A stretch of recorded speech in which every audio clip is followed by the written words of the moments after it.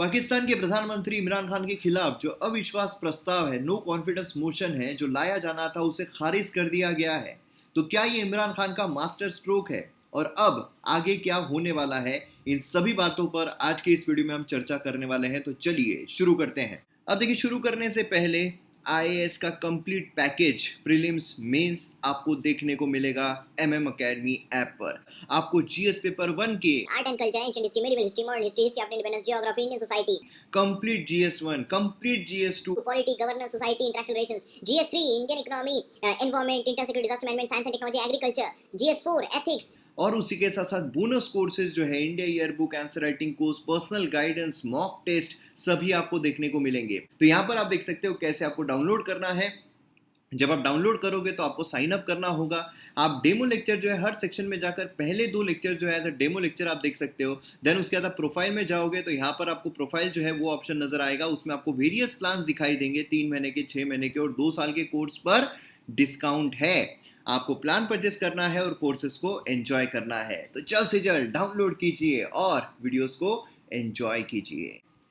अब देखिए, यहाँ पर आप देख सकते हो कि Imran Khan denotified as Pakistan PM after parliament dissolved.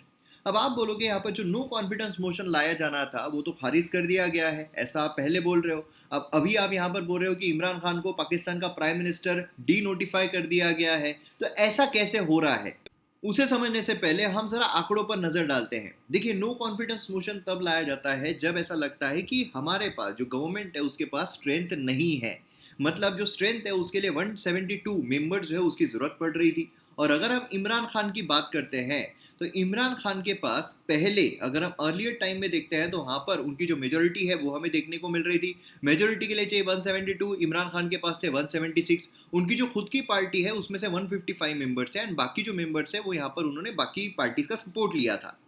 And अगर हम बात करते हैं अभी की, तो अभी यहाँ पर कई सारे जो लोग हैं इंक्लूडिंग उनके जो पार्टी मेंबर्स हैं वो भी यहाँ पर दूसरी तरफ स्विच हो गए। और इसी के चलते अभी अगर आप देखोगे तो इमरान खान के पास 164 की मेजोरिटी दिखाई दे रही थी और जो अपोजिशन पार्टी उनके पास 176 की जो मेजोरिटी है वो यहाँ पर दिखाई दे रही थी। तो इसका मतलब ये तय था कि नो कॉन्फिडेंस मोशन जो है वो अगर लाया जाता है तो वो पास हो ही जाएगा। और इसी के तहत जो इमरान खान है वो अपना प्रधानमंत्री पद खो देंगे और उसी के साथ साथ जो अपोजिशन पार्टी है उनको मौका मिलेगा कि अपना प्रधानमंत्री वहां पर चिपका सके। अगर इसी बीच कुछ ऐसा होता है कि जिससे जो पूरी पॉलिटिक्स है पाकिस्तान की वो सुर्खियों में आ जाती है। जो डिप्यूटी स्पीकर है नेशनल असेंबली के, मतलब वहां के हम पार्लियामेंट बोल सकते हैं, कासिम सूरी, उन्होंने जो अपोजिशन का मोशन है नो कॉन्फिडेंस का उसे डिसमिस कर दिया, उसे खारिज कर दिया और ये कहा कि जो नो कॉन्फिडेंस मोशन लाया जा रहा है इमरान खान के अगेंस्ट में वो अनकॉन्स्टिट्यूशनल है, असंवैधानिक है। जी हाँ, संविधान की बातें वहां भी होती है। और इसी के ठीक बाद जो पाकिस्तान के प्रेसिडेंट है आरिफ अलवी, उन्होंने जो नेशनल असेंबली है, मतलब जो हम यहाँ पर लोकसभा बोल सकते हैं, पार्लियामेंट बोल सकते हैं, उसे यहाँ पर डिसॉल्व कर दिया प्राइम मिनिस्टर इमरान खान के एडवाइस पर। जी हाँ, अब आप बोलोगे प्राइम मिनिस्टर के एडवाइस पर ऐसे कैसे हो सकता है, प्राइम मिनिस्टर क्यों एडवाइस करेंगे यहाँ पर नेशनल असेंबली को डिसॉल्व करने के लिए। तो इसके बारे में आपको वीडियो के एंड तक जरूर जवाब मिल जाएगा। जो नो कॉन्फिडेंस मोशन यहाँ पर इमरान खान के अगेंस्ट में लाया जा रहा था, इसे डिसॉल्व करने के लिए, अनकॉन्स्टिट्यूशनल करार करने के लिए जो हवाला दिया गया है वो है आर्टिकल 5 का। अब अगर हम पाकिस्तान की जो कॉन्स्टिट्यूशन है उसका आर्टिकल 5 देखते हैं तो उसमें 2 क्लॉज हमें देखने को मिलते हैं। फर्स्ट क्लॉज बोलता है कि loyalty to the state is the basic duty of every citizen. मतलब जो सिटीजन है उसके लिए बेसिक ड्यूटी है कि उसके स्टेट के लिए, उसके नेशन के प्रति, उसके जो कंट्री उसके प्रति उसकी लॉयल्टी रहनी चाहिए। और क्लॉज 2 जो है वो ये कहता है कि obedience to the constitution and law is inviolable obligation of every citizen. जो ओबीडियंस है कॉन्स्टिट्यूशन के प्रति वो यहाँ पर अल्टीमेट ड्यूटी है सभी सिटीजन्स की। अब यहाँ पर जो क्लॉज 1 है उसका हवाला यहाँ पर लिया गया नो कॉन्फिडेंस मोशन खारिज करने के लिए। कैसे? तो यहाँ पर जो लॉयल्टी है स्टेट के लिए वो यहाँ पर खतरे में है, ऐसा इमरान खान के द्वारा कहा गया। क्योंकि इमरान खान ने जो फॉरेन हैंड है वो यहाँ पर ब्लेम किया कि भाई एक पावरफुल कंट्री, नाम जो है वो तो लेने की इतनी हिम्मत नहीं थी, लेकिन पावरफुल कंट्री समझ में आ जाता है भाई, सारे हिंट दे दिए लेकिन पावरफुल कंट्री बोलता गया। तो यहाँ पर फॉरेन हैंड जो है उसका हाथ है कि वो यहाँ पर जो तख्ता पलट है वो करना चाह रहा है। मतलब बेसिकली यूएसए की तरफ ये हिंट कर रहा था। और जो इमरान खान है उनके द्वारा ये कहा गया कि जो अपोजिशन पार्टी है वो यहाँ पर यूएसए की हेल्प ले रही है जिससे कि जो इमरान खान है उसकी सरकार को गिराया जाए। कॉन्स्पिरेसी जो है वो यहाँ पर चल रही है। तो बेसिकली जो लॉयल्टी है देश के लिए वो खतरे में है, और जब लॉयल्टी खतरे में है तो ऐसे सिनारियो में नो कॉन्फिडेंस मोशन जो है वो यहाँ पर अनकॉन्स्टिट्यूशनल हो जाता है। ये हवाला दिया गया जिससे कि नो कॉन्फिडेंस मोशन को खारिज या अनकॉन्स्टिट्यूशनल करार कर दिया गया। इसके साथ जो प्रेसिडेंट है उन्होंने यहाँ पर आर्टिकल 58(1) विथ आर्टिकल 48(1) यहाँ पर जो कॉन्स्टिट्यूशन है इस्लामिक रिपब्लिक ऑफ पाकिस्तान का, उसके तहत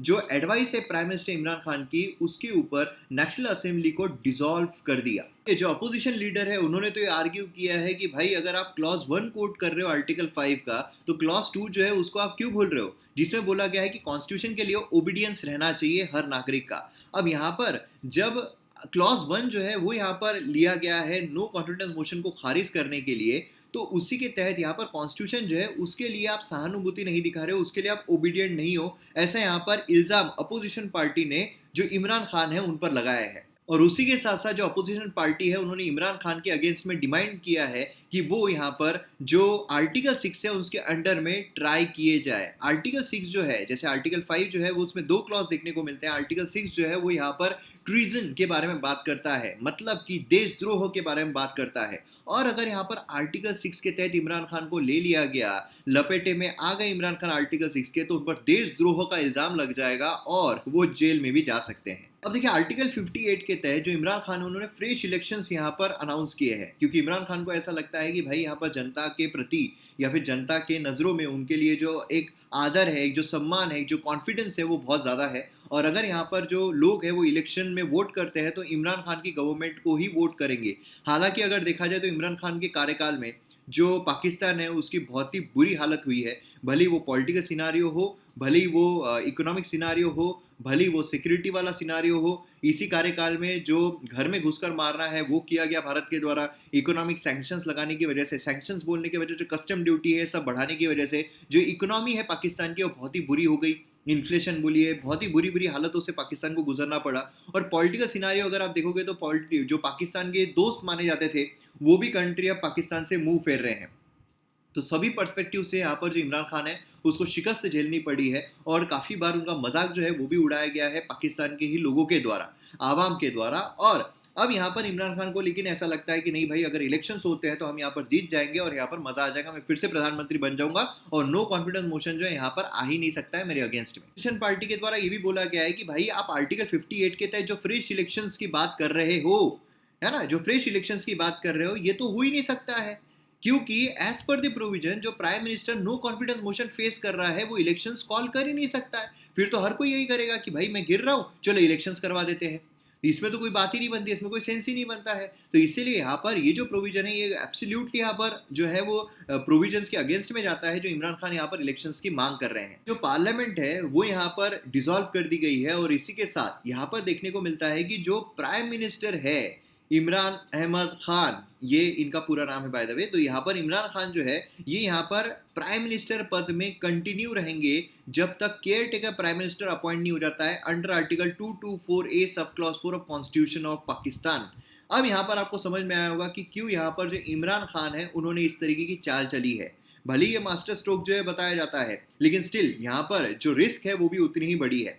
खैर, यहाँ पर जो इमरान खान है वो अभी कुछ समय के लिए, मतलब समझ लीजिए कि 15 से 20 दिन तक यहाँ पर जो प्राइम मिनिस्टर पद है वो संभालते रहेंगे। उसके बाद जो केयर टेकर प्राइम मिनिस्टर है वो यहाँ पर लाया जाएगा, और केयर टेकर प्राइम मिनिस्टर जब तक इलेक्शंस नहीं होते, क्योंकि इलेक्शंस जो है ऐसा कहा जाता है कि प्राइम मिनिस्टर पद जो है कभी भी खाली नहीं रहना चाहिए, तो इसीलिए केयर टेकर प्राइम मिनिस्टर तब तक लाया जाएगा जब तक फ्रेश इलेक्शंस नहीं हो जाते हैं, उसके रिजल्ट्स नहीं आ जाते हैं, एंड नया इलेक्टेड प्राइम मिनिस्टर जो है पाकिस्तान में नहीं आता है। और इसी के साथ हमें ये देखने को मिलता है कि आज तक ऐसा कोई भी प्रधानमंत्री नहीं हुआ है जो पाकिस्तान में पूरा अपना कार्यकाल जो है वो बिता सके, और इनको चाहिए कश्मीर।